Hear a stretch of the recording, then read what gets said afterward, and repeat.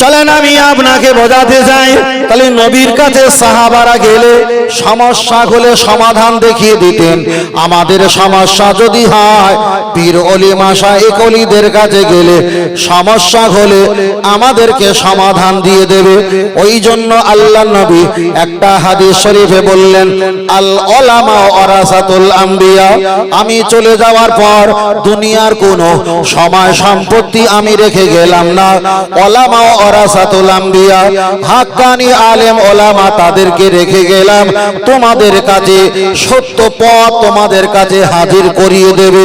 তবে আল্লাহ নবী আর একটা কথা বলেছে, কিন্তু এই আলেমদের মাঝে মতানৈক্য দলাদলি যদি তৈরি হয়ে যায়, ইনি বলবে আমার দলটা ভালো, উনি বলবে আমার দলটা ভালো, উনি বলবে আমার দলটা সঠিক, উনি বলবে আমার দলটা সঠিক, তোমরা এতটা চিনসান মুক্ত ভেজাল মুক্ত দল আর কোনটা ভালো আর কোনটা খারাপ তোমাদের চেনার মতো যোগ্যতা থাকবে না। তাই নবী আমার বললেন, তারা তুফিকুম আমরাইনি লান তাদিল্লু মান তামাসসাকতুম বিহিমা কিতাবাল্লাহি ওয়া সুন্নাতা রাসূলি। কেউ বলবে আমার দলটা ভালো, আর একজন বলবে আমার দলটা ভালো। কে ভালো ভালো ভালো জায়গা থাকুক, তোমরা দলাদলির মাঝখানে না গিয়ে সাধারণ ব্যক্তি আল্লাহর কোরআন আর নবীর হাদিসের কাছে হাজির হয়ে যাবে। তোমার দল তোমার কাছে, ওনার দল ওনার কাছে, তোমরা বিপদে যাতে না পড়ো। কোরআন আর হাদিসের কাছে যদি একটাবার আশ্রয় নাও, নিঃসন্দেহে আল্লাহ আর নবী তোমাদের হয়ে যাবে। জোরে বলেন সুবহানাল্লাহ। চলেন আমি আপনাকে বোঝাতে চেয়েছি, আমার দিকে একটু লক্ষ্য করে দেখান। একদিকে নবী বলেছে আমি বেঁচে আছি, সাহাবাদের সমস্যা হলে আমি তাদের সমাধান করব। অপরদিকে রাসূল বললেন আশ-শাইখু ফি কওমিহি, আমি দুনিয়া থেকে অবর্তমানের পর আমার শায়েখ ওলি আউলিয়া যারা থাকবে তাদের কাছে সমস্যা নিয়ে যাবে, তোমাদেরকে সমস্যা সমাধান করে দেবে। তাহলে নবী দুনিয়া থেকে চলে যাওয়ার পর পীর মাশায়েখের কাছে যাওয়ার অনুমতি দিয়েছে না দেয়নি? দিয়েছে। আবার পরে আবার নবী চট করে ঘুরিয়ে বলেছে, তবে ওদের কাছে আমি যেতে বলেছি, ওরা যদি কামড়া কামড়ি করে, ওরা যদি দলাদলি করে, ওরা যদি মাতব্বার নিয়ে যদি ঠেলা ঠেলে মতানৈক্য করে, তোমরা তো সাধারণ ব্যক্তি, দূর করে সব রেখে দাও। কিতাবুল্লাহ ওয়া সুন্নাতা রাসূলি, আল্লাহর কোরআন আর নবীর হাদিসের কাছে চলে আসবে। নবীর হাদিস আর কোরআনের কাছে আসলে আল্লাহ আর নবী তোমরা নিঃসন্দেহে পেয়ে যাবে। জোরে বলেন। ও আমার বাপজিরা, চলে না গিয়ে যাওয়া যায়। আপনার কাছে আর একটা অপশন বলি, লক্ষ্য করে দেখা যায় আল্লাহ নবী সাহাবারা স্বপ্ন দেখলেন, ইয়া রাসূলুল্লাহ আমি রাতের বেলা স্বপ্ন দেখলাম আমার স্ত্রী আর আমি দুইজনা একটা জায়গায় চলে গিয়েছি। সেখানে যাওয়ার পর আমার স্ত্রী হঠাৎ করে আসমানের উপরে উঠে চলে গেছে। আমি কন্দন করেছিলাম, আবার কিছু সময় পর ঘুমটা ভেঙে গেল। চেক করার জন্য দেখলাম আমার স্ত্রী আমার পাশে ঘুমিয়ে আছে। হুজুরের স্বপ্নের ব্যাখ্যাটা কি? আমি দেখলাম কেন আমার দুনিয়াতে কোনো সমস্যা হবে কি হবে না, এ বিষয়ে আপনি আমাকে একটু জবাব দিয়ে দাও। তাহলে নবী সাহাবারা স্বপ্ন দেখেছে, সমস্যার জন্য নবীর দরবারে সাহাবারা চলে গেছেন। আপনি হঠাৎ করে স্বপ্ন দেখলেন, আল্লাহ রাসূলের দিদার দেখলেন, কিংবা খাজা হুজুরের দিদার দেখলেন, কিংবা বসিরাট হুজুরের দিদার দেখলেন, কিংবা আপনার আব্বা মা আপনার কাছে অনেক কথা বলেছে, আপনি দিদার পেলেন। কোথায় যাবে কোথায় যাবে? আল্লাহর ওলিদের কাছে গিয়ে আপনি ব্যাখ্যা করছেন বিষয়টা জানার জন্য। তাহলে নবী সাহাবারা বিপদ হলে, সমস্যা সওয়াল হলে নবীর কাছে গিয়ে জিজ্ঞাসাবাদ করতেন। আমাদের সমস্যা হলে আমরা পীর ওলিদের কাছে গিয়ে জিজ্ঞাসাবাদ আর সওয়াল করি। দুটোই নিয়ম কিন্তু জায়েজ জায়েজ জায়েজ।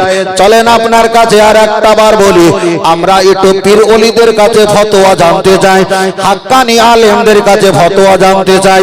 যারাই বলে বিপদ হলে আল্লাহকে ডাকো, আল্লাহর ঘরে যাও, তাদের জন্য এই বিষয়টা পরিষ্কার হবে।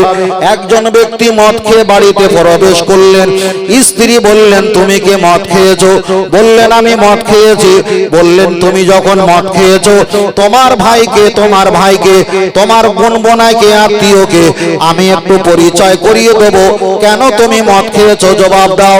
স্বামীটা স্ত্রীর পা জড়িয়ে ধরে বললেন তুমি আমার স্ত্রী, তুমি আমার মা, খবরদার আমার ভাই বোনদেরকে বলো না। তো কোরআনে তার তাফসীরের ব্যাখ্যা এসেছে 28 পারা সূরা মুজদালাফা, কদ সামি আল্লাহু কওলাল্লাতী তুজাদিলুকা ফি যাওজিহা ওয়া তাশতাকি ইলাল্লাহ। বিস্তারিত আমি বলছি না। নবীর দরবারে সকালবেলা চলে গেছে, ইয়া রাসূলুল্লাহ আমার স্বামী মদখোর অবস্থায় আমাকে মা বলেছে, আমি তালাক হয়ে গেছি না হয়নি।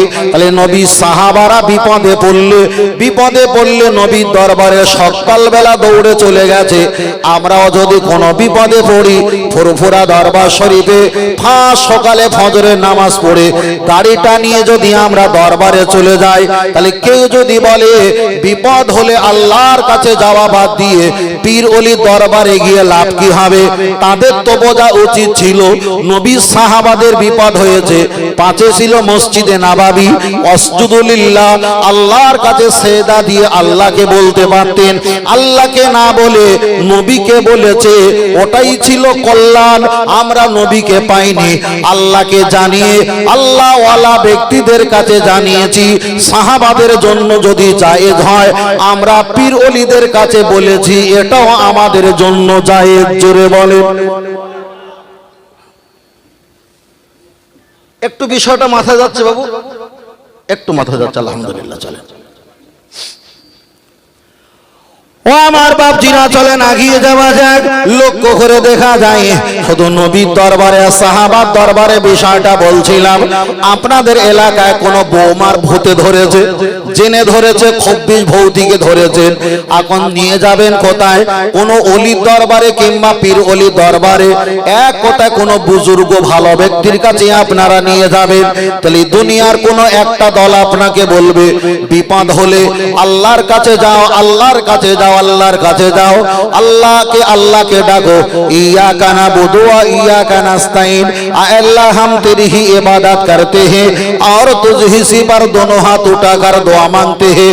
আল্লাহ তো নিজেই বলেছেন, যারা আমার কাছে চায় না আমি বড় রাগান্বিত হয়ে যাই, যারা আমার কাছে চায় আমি আল্লাহ বড় খুশি হয়ে যাই।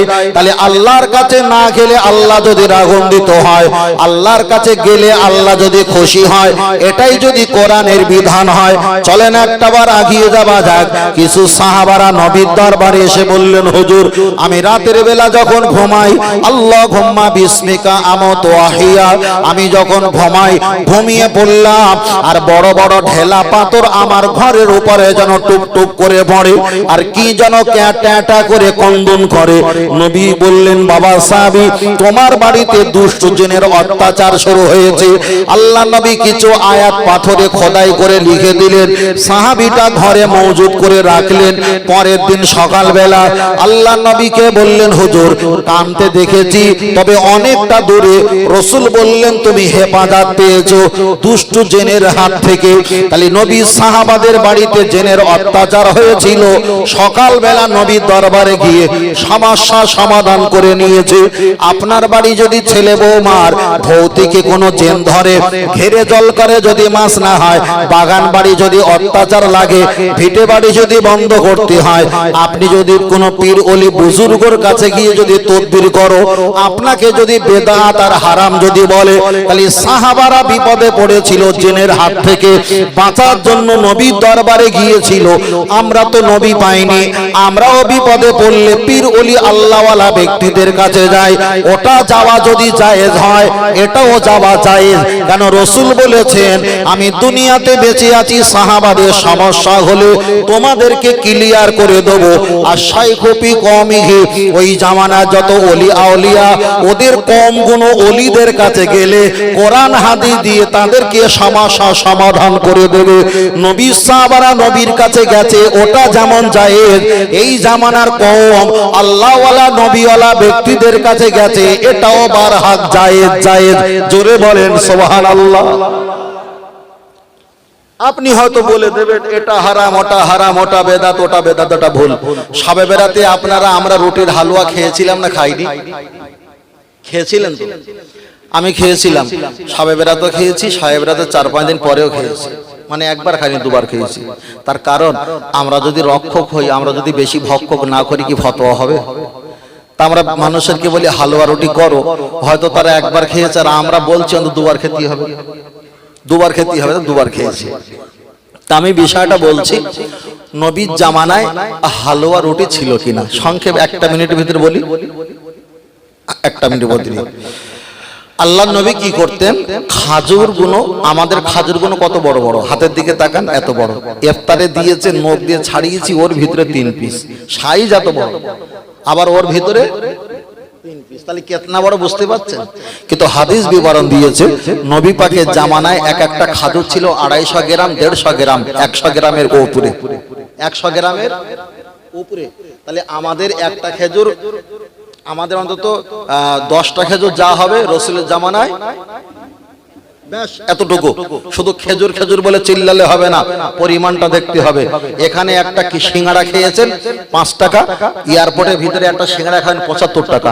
এখানে পানি কিনেছেন 1 বোতল পানি 10 টাকা, কলকাতা এয়ারপোর্টে ফ্লাইটের ভিতরে একটা 500 গ্রামের বোতলের পানির দাম 70 থেকে 75 টাকা।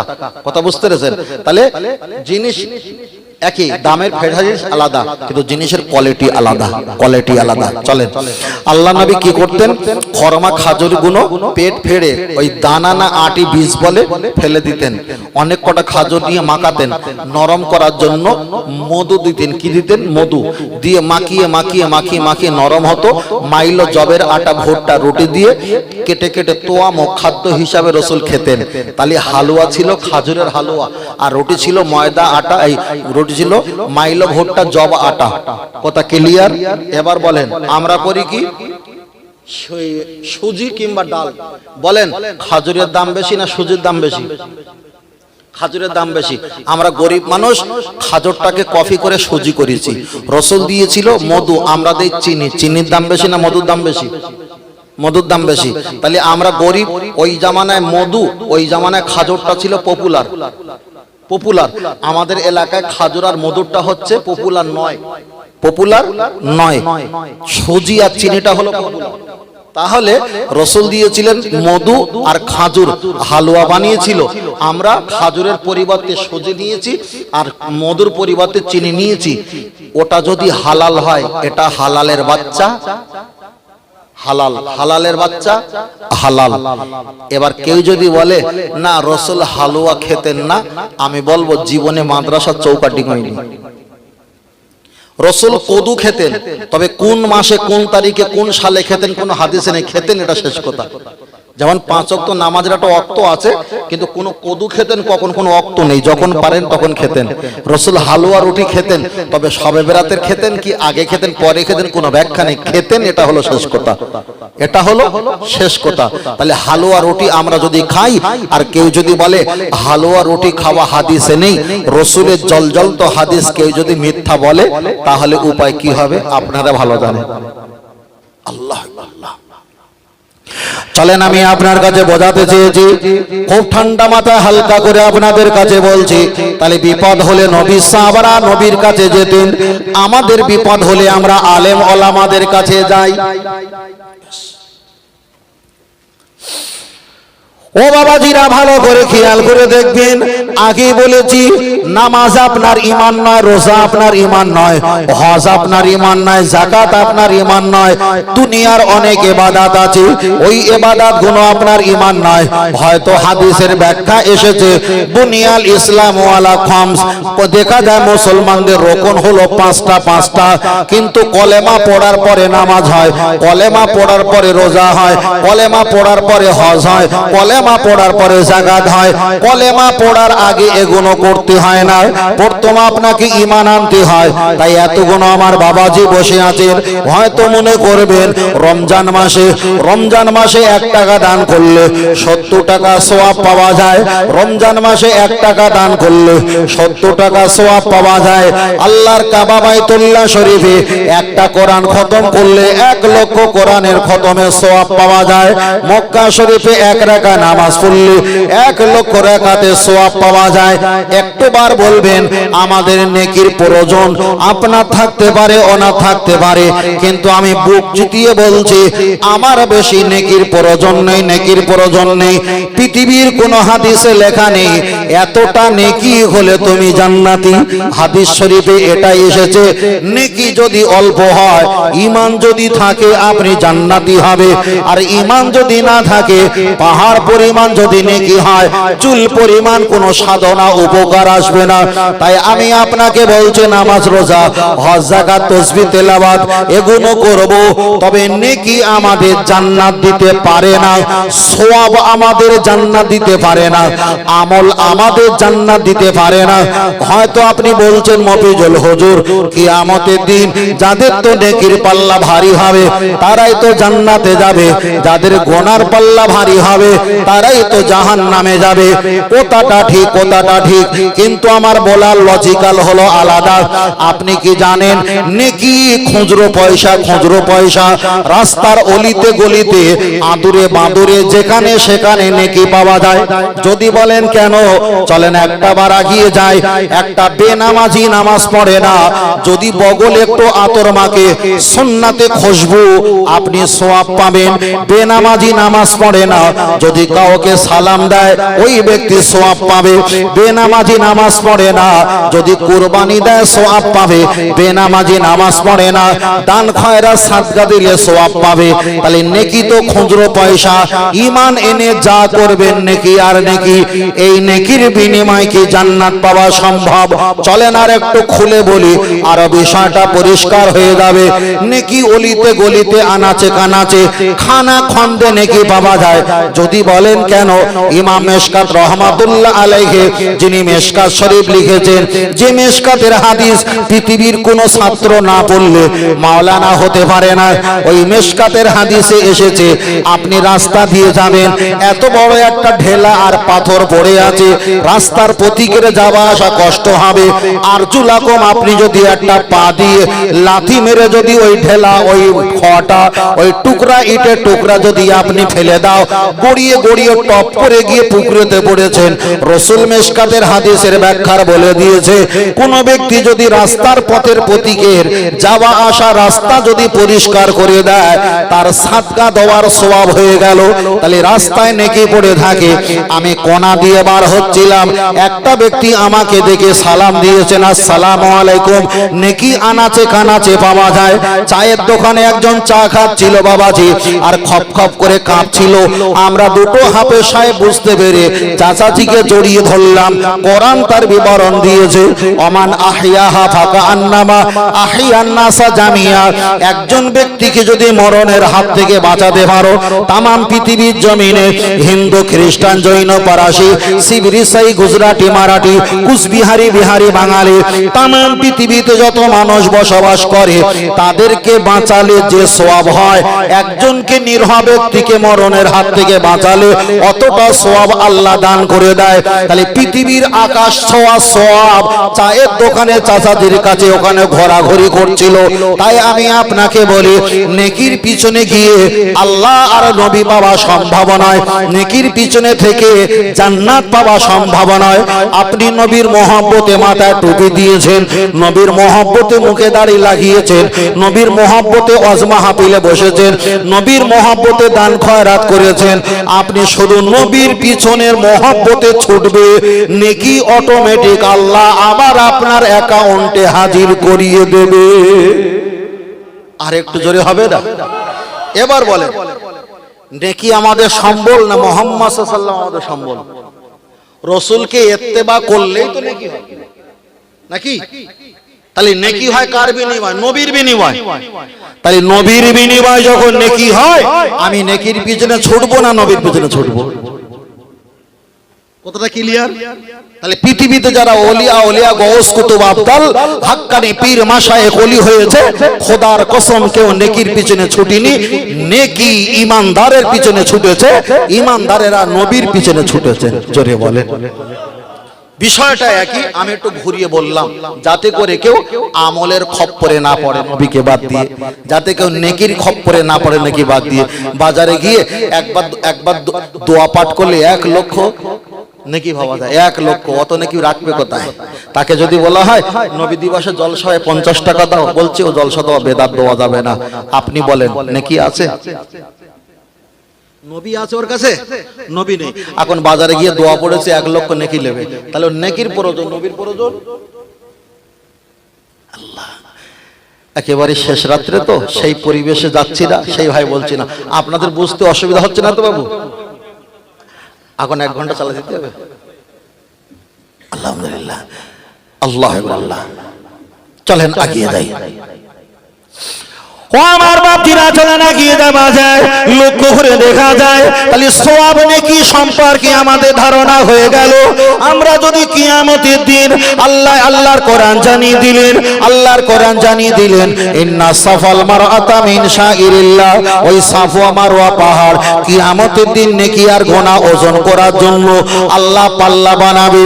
তাহলে ওই নেকি আর গুনাহ ওজন করার জন্য যদি পাল্লা বানায়, আমরা তো বারবার শুনেছি নেকির পাল্লা যাদের ভারী হবে তারাই হবে জান্নাতি, আর গুনার পাল্লা যাদের ভারী হবে তারাই হবে জাহান্নামী। এবার আপনি একটা বার বলেন, নেকির পাল্লা ভারী হলে যদি জান্নাতি হয়, গুনার পাল্লা ভারী হলে যদি জান্নাতি হয়, একটা বার যদি আল্লাহকে জিজ্ঞাসা করি, আল্লাহ বিষয়টা পরিষ্কার হয়ে গেল, নেকি বেশি হলে জান্নাতি, গুনাহ বেশি হলে জান্নাতি, কিন্তু দক্ষিণ নলকড়ার কোন একটা বাবাজি মৃত্যুবরণ করেছে, 10 কেজি নেকি আছে, আবার ভালো করে দেখলাম 10 কেজি গোনা আছে। তাহলে নেকি ও গোনা সমান সমান। 10 কেজি নেকি, 10 কেজি গোনা, এখন কি হবে? আলহামদুলিল্লাহ। তাহলে নেকি কম বেশি হলে কে কোথায় যাবে?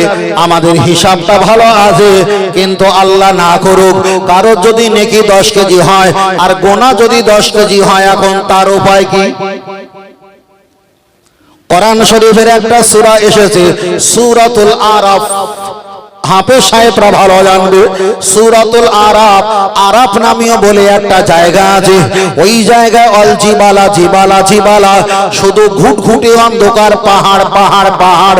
তাফসীরকারকেরা ব্যাখ্যা করে বলেছেন যাদের গোনা বেশি হবে ওরা যদি একবার জান্নাতি জাহান্নামে যায়, কপালটা ভালো, একদিন না একদিন জান্নাত পাওয়া সম্ভব। কেন? আল্লাহর কোরআন বলেছে যদি তোমরা জাহান্নামী হয়ে যাও তথাপি আমার রহমতের আশা ছেড়ো না, জান্নাত পাওয়া সম্ভব। যাদের নেকি আর গোনা সমান সমান হবে, জান্নাতও পাবে না, জাহান্নাম পাবে না। অল জিবালা, ওই আরাফ নামীয় পাহাড়ের উপরে আল্লাহ নামিয়ে দেবে। ওয়ালা ইয়ানজুরু ইলাইহিম, আল্লাহ একবারও ভালো নজরে তাদের দিকে তাকাবে না। তাফসীরকারকেরা ব্যাখ্যা করে বলেছে জাহান্নামের অতটা শাস্তি না হলে তবুও জাহান্নামের মতো এখানে শাস্তিময় জায়গা, কঠিন ঘুটঘুটে অন্ধকার, কন্দনার কান্নাকাটি, চেঁচামেচির আওয়াজ। ও বাবাজিরা, এতদিন আমাদেরকে জাহান্নামের ভয় দেখিয়েছে, কিন্তু তাফসীর বিবরণ দিয়েছে জাহান্নামের জন্য আমার নবী কাঁদবে, জাহান্নামে গেলে উম্মতের জন্য সুপারিশ করবে আমার দয়ার নবী। কারোর যদি নেকি আর গোনা সমান সমান হয়, আরাফ নামীয় জায়গায় যদি একটা বার টিকিট পেয়ে যায়, আল্লাহ শপথ করে বলি কপালে জান্নাত জাহান্নাম কিছুই নেই, শাস্তিময় কঠিন জায়গায় আমাকে আর আপনাকে থাকতে হবে। তাই আমি বারবার করে বলছি, কিছুটা গোনা করাটাই মনে হয় এটা আমার দিক দিয়ে একটা হিসাব। জাহান্নামে গেলে একদিন পরিত্রাণ পাবো, নেকি আর গোনা সমান সমান হলে আরাফ নামীয় জায়গায় গেলে তো ফিরে আসা সম্ভব নয়।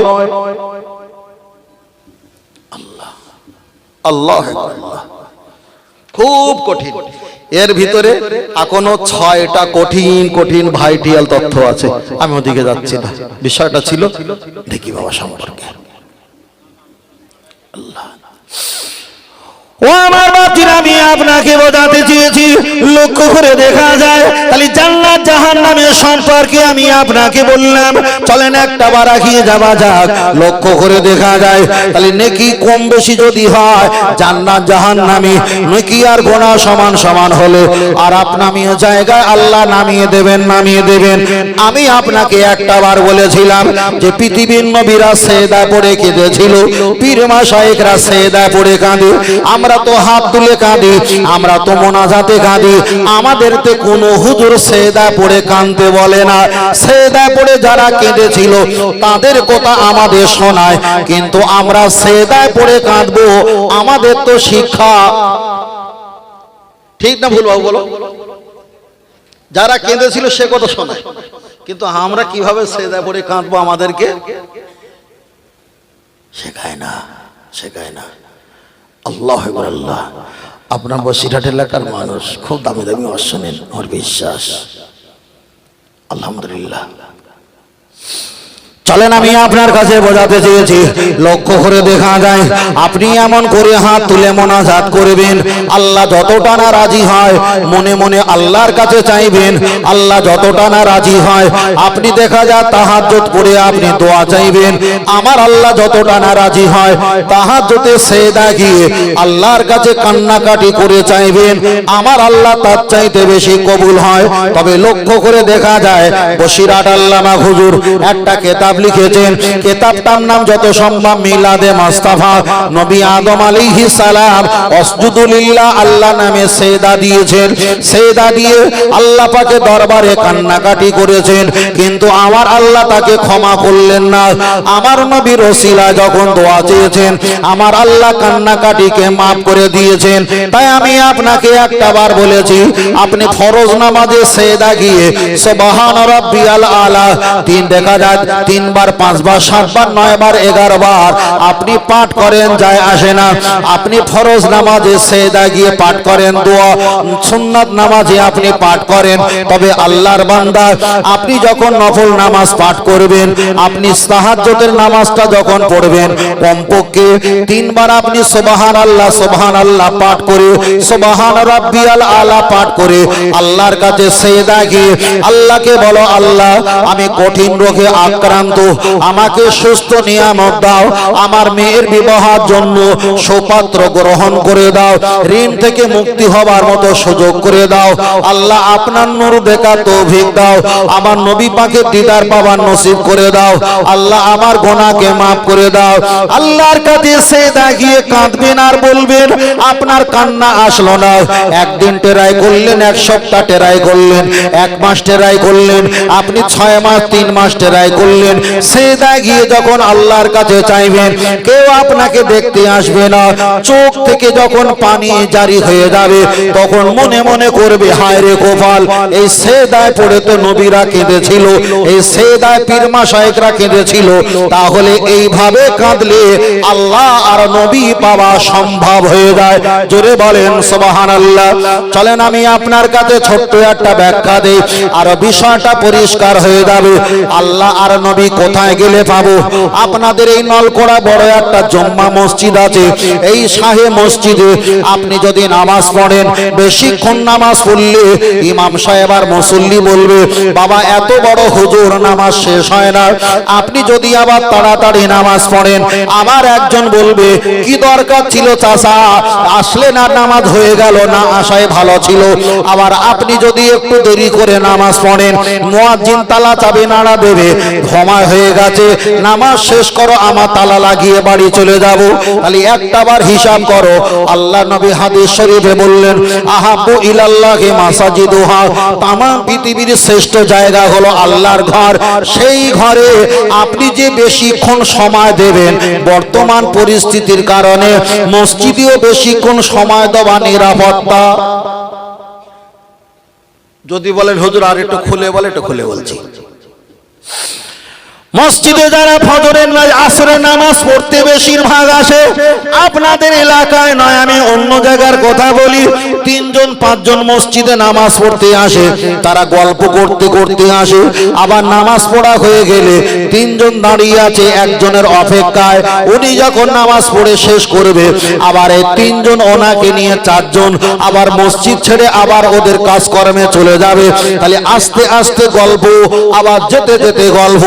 এইরাম ইবাদত যদি 70 বছর করা হয়, একটা বার বুকে হাত দিয়ে বলো, এই ইবাদতে আল্লাহ আর নবী পাওয়া কি সম্ভব হয়? চলেন আপনার কাছে আর একটা মিসাল দেই, আর একটা উদাহরণ দিই, আগিয়ে চলে যাওয়া যাক। আপনি যদি বলেন হুজুর আমি মসজিদে তো আল্লাহর কাছে কাঁদবো, ইমাম সাহেব হাত তুলে আল্লাহর কাছে হাত তুলে কান্নাকাটি শুরু করলেন, আপনিও মুসল্লি হয়ে আপনিও চোখ থেকে পানি জারি করে কান্নাকাটি শুরু করলেন। ও বাবাজিরা, একটাবার হিসাব করে আপনি বলেন, আপনি যখন কান্নাকাটি করছিলেন, আপনার কান্না দেখে পিছনে যুবক ছেলেরা, খসরা ছেলে আমাদের এলাকায় পাড়া থাকে, ওই খসরা ছেলেগুলো আপনার কান্না আর চোখের পানি দেখে হাত তুলে মোনাজাত করছে আর ইশারা করছে, চাচা কাঁদছে দেখো, চাচা কাঁদছে দেখো। তাহলে তুমি আল্লাহর দিকে মতওয়াজ্জা হয়ে কান্নাকাটি করছিলে, গুনাহটা মাপ চেয়ে নেওয়ার জন্য। তোমার গুনাহ মাপ চাওয়ার কান্নায় ব্যাঘাত ঘটিয়েছে মুসল্লি, ঠিক না বেঠিক? তাহলে মসজিদে আপনি যে আল্লাহর কাছে কাঁদবেন, আল্লাহর কাছে কেঁদে কি নিরাপত্তা আছে বলে মনে হয়? আপনি যদি কান্নাকাটি করেন, আপনার নিয়ে সমালোচনা করে বলবে, চাচা তো কাঁদা মানুষ নয়, কাঁদছে দেখো ভিতরে ভিতরে কি সর্বনাশ করেছে। আপনি যদি বলেন হুজুর আমি মসজিদে হয়তো আল্লাহ পাবো না, এখানে নামাজ পড়তে হবে ভালো ভালো, আমি ঘরে গিয়ে নামাজ পড়বো বারান্দায়, অবশ্যই ভালো, তবে আমার একটা হিসাবটা নিয়ে যাও। বারান্দায় নামাজ পড়বে, একটা বারান্দা যদি 7 ফুট কিংবা 8 ফুট হয়ে থাকে, আপনি বারান্দায় ইলা শামাতি উদুনাইহি আপনি নামাজ পড়েন ভালো, তবে একদিকে আপনার ছেলে বৌমার কাজকর্মে সংসারের আওয়াজ, একদিকে থালা বাসন হাঁড়ি করার আওয়াজ, একদিকে নাতিপোতা খেলাধুলা চিল্লে আওয়াজ, এতগুলো আওয়াজ আপনি কানে নিয়ে আর বারান্দায় নামাজ পড়ে ওই নামাজে আল্লাহ আর নবী পাওয়া কি সম্ভব? আমি বলছিলাম না যে আমরা যে ইবাদত গুলো করছি, এখন এই ইবাদত অ্যাকাউন্টে যাচ্ছে বলে মনে হয়? এটি হিসাব করি চলে। যদি বলেন হুজুর আমি ঘরের ভিতরে নামাজ পড়বো, ভেরি গুড, তবে হিসাবটা একটু নিয়ে যেতে হবে। আমাদের ঘরের রুম কামরা হয় 8 বাই 8, একটু বেশি হলে 10 বাই 12। তাহলে এতটা কামরা যদি হয়, 6-7-8টা খাট যদি ফেলা হয়, একটা আলমারি শোকেস যদি দেওয়া হয়, ছোট্ট একটা কুটরি গলি থাকে, ওই গলিতে আপনি যদি নামাজ পড়েন, সামনে আলমারি একটা ঠুকুস করে আওয়াজ দেবে, উঠতে গেলে পিছনে খাট, পিছনে একটা ধাক্কা মারবে। এতটা সংকীর্ণ ছোট জায়গায় নামাজ পড়ে আর 2 দিকের ধাক্কা সহ্য করে আল্লাহ পাওয়া কি সম্ভব? আমি আপনাকে বারণ করছি না যে মসজিদে নামাজ পড়া যাবে না, আপনাকে বারণ করছি না যে ঘরে বারান্দা নামাজ পড়া যাবে না। যাবে 70 বছর ইবাদত করবে। আমাদের এলাকা যারা সাধারণ নামাজি কবরে চলে গেছে, এই রাম ইবাদত করে সাধারণ নামাজি হয়ে কবরে যেতে হবে, কিন্তু সাধারণ থেকে অসাধারণ হওয়া সম্ভব। চলেন আপনার কাছে আমি বলি, লক্ষ্য করে দেখা যায়। তাই আপনার কাছে বললাম, আপনার 3 কামরা 4 কামরা ঘর আছে, 1 বিঘা কিংবা 10 কাঠা 5 কাঠা ভিটে বাড়ি আছে, ভালো ভালো ভালো। আপনি 1.5 লক্ষ টাকা দিয়ে একটা টিউবওয়েল বসিয়েছেন, একটা সাবমার্সেল বসিয়েছেন, আপনি একটা দেখা যায় কিচেন রুম বানিয়েছেন, রান্নাশাল বানিয়েছেন, অবশ্যই ভালো। সাইকেল বাইক 4 চাকা রাখার জন্য 2 লক্ষ টাকা দিয়ে একটা ঘর বানিয়েছো। ও চাচা, এটা ভালো ভালো। আলেম ওলামা আসবে, বন্ধু আত্মীয় পরিবার আসবে, তাদেরকে নিয়ে খাবার জন্য একটা ডাইনিং টেবিল বানিয়েছেন, এটা অবশ্যই ভালো। আপনার বাড়িতে ছাগল বকরি মহিষ গরু থাকলে তাদের গোয়ালখানা করে দিয়েছো, এটাও অবশ্যই ভালো। আপনার জুতো রাখার জন্য একটা স্পেশাল জায়গা করেছো, এটা ভালো। আপনি দেখা যায় বাইক তোলার জন্য কোটের উপর দিয়ে রেল লাইনের মতো একটা রাস্তা করেছো, এটা ভালো ভালো। চাচাজি, এতটা যত তুমি বুঝতে পারলে, এতটা যখন তোমার বোঝার ক্ষমতা আছে, তুমি কি একটাবার হিসাব করলে না? মসজিদে তো আমি কাঁদার সুযোগ পেলাম না, আমি বাড়িতে এসে কাঁদার সুযোগ পেলাম না, ঘরের বারান্দায় কাঁদার সুযোগ পেলাম না। চাচাজি, আপনার আর আমার বয়স যদি 60 হয় 70 হয়, হয়তো আর হাফ বেলা বাকি আছে, আজরাইল কখন আমাদের নিয়ে চলে যাবে কোনো হিসাব নাই। ও চাচাজি, 3-4 কামরা ঘর করেছো, ছেলে বৌমা ঘুমায়, ভাগ্নি ঘুমায়, ভালো ভালো ভালো। তবে ওই কামরার সঙ্গে একটা কামরা বানাও, ওখানে কিছু নামাজের মশাল্লা, ওখানে তসবি, ওখানে টুপি, ওখানে কিছু শুকনো মুড়ি খাবার বিস্কুট রেখে দাও, ওখানে পানি, ওখানে একটা বাল্ব, একটা পাখা, ওখানে লেপ বালিশ, কিছু গদি রেখে দাও, কোরআন হাদিসের কিছু কিতাব রেখে দাও। ফজরের আজান দেওয়ার 1 ঘন্টা আগে আপনি 10টা মিনিট প্রস্রাব পায়খানা সেরে আপনি 50টা মিনিট ওই ঘরের ভিতরে প্রবেশ করো, আপনি তাহাজ্জুদ পড়ো, আল্লাহর কাছে ফাড়া পায়া দেখে দুখানি হাত তুলে আল্লাহর কাছে কাঁদো। চোখ থেকে কান্না আসলো না, ছেড়ে দাও, টেনশন করো না। ইমাম সাহেব মাইকে বলছে আর 10 মিনিট নামাজের শুরু আছে, ফজরের নামাজ। আপনি মসজিদে চলে যাও, মসজিদে নামাজ পড়ে আবার ওই কামরা চলে এসো। চায়ের দোকানে আড্ডা দিও না, কেন আমার তো বয়স 4:30 5টা, এখনই তো সন্ধ্যা এলো এলো ভাব, আড্ডা দেবার আর সময় নেই। এবার আপনি ওই কামরাতে গিয়ে কোরআন যদি পড়তে পারো পড়ো, যদি না পারো আল্লাহ তসবিহ পড়ো, পিছনে যত গুনাহ করেছো সেই গুনাহ মনে করে আল্লাহর কাছে ইমেল মেসেজ করো, আল্লাহকে জানাও। আল্লাহ তো সব জানে, তবুও জানাও। আল্লাহর কাছে শর্মিন্দার হও, লজ্জা হও, তসবিহটা পাঠ করে হাত তোলো। তোমার বৌমা দেখতে আসবে না, তোমার নাতি ডিস্টার্ব করবে না, তোমার ছেলে তোমাকে খোঁজ নেবে না। এমন করে 1 সপ্তাহ 2 সপ্তাহ 1 মাস 2 মাস যখন চলে যাবে, আপনি যখন হাত তুলবেন আর চোখ থেকে যখন পানি জারি হয়ে যাবে, সেদায় যখন চলে যাবেন, আল্লাহর কাছে যখন বাংলা ভাষায় চাইবেন আর কাঁদবেন, চোখ থেকে যখন পানি জারি হয়ে যাবে, তখন এই হতভাগার কথা মনে পড়বে। খোকা, 60 বছর জামাতে নামাজ পড়েছি, 60 বছর দলবাজি করেছি, কত জিন্দাবাদ দিয়েছি, একটাবার চোখ থেকে পানি আসলো না। আমি ছোট্ট একটা কামরা বানিয়ে একটু সময়টা বেশি দিয়ে আল্লাহর কাছে তসবিহ পড়ে যখন হাত তুলে দোয়া চেয়েছি, 1 মাস 2 মাস 3 মাসের পরে আমার চোখ থেকে যখন পানি জারি হয়ে যায়, আমি চালে দিয়ে বললাম, এই চোখের পানির কারণে আমার আল্লাহ আর রসুল পাওয়া হয়ে গেছে। আর একটু জোরে হবে না? আল্লাহ। এবার আপনি বলেন, পৃথিবীতে কোন নবীরা কান্না ছাড়া পৃথিবী থেকে বিদায় নিয়েছে? পৃথিবীর কোন নবী চোখ থেকে পানি ছাড়া বিদায় দেয়নি। পৃথিবীর কোন পীর ওলিরা চোখ থেকে পানি ছাড়া আল্লাহওয়ালা নবীওয়ালা হতে পারেনি। তুমি আর আমি কোথাকারা ঘোড়া ডিপ 70 বছর নামাজ পড়েছি, এখনো কান্নাকাটি করতে পারিনি, আর মনে মনে বগল বাজায়, জানিস আমার 1 ওয়াক্ত নামাজ কাজা হয়নি। কবরে যাবে সাধারণ হয়ে, কিন্তু অসাধারণ হতে পারবে না। কথা বোঝাতে পারিনি? তাই আগের কথা বলেছিলাম, একটা বিপদে পড়লে সাহাবীরা নবীর কাছে যেত। আজ নবী যখন বিদায় নিয়েছে, আল উলামা ওয়ারাসাতুল আম্বিয়া, হাক্কানে পীর মাশায়েখ ওলি আউলিয়া, আমাদের সমস্যা হলে আমরা তাদের কাছে তাদের কাছে যাব।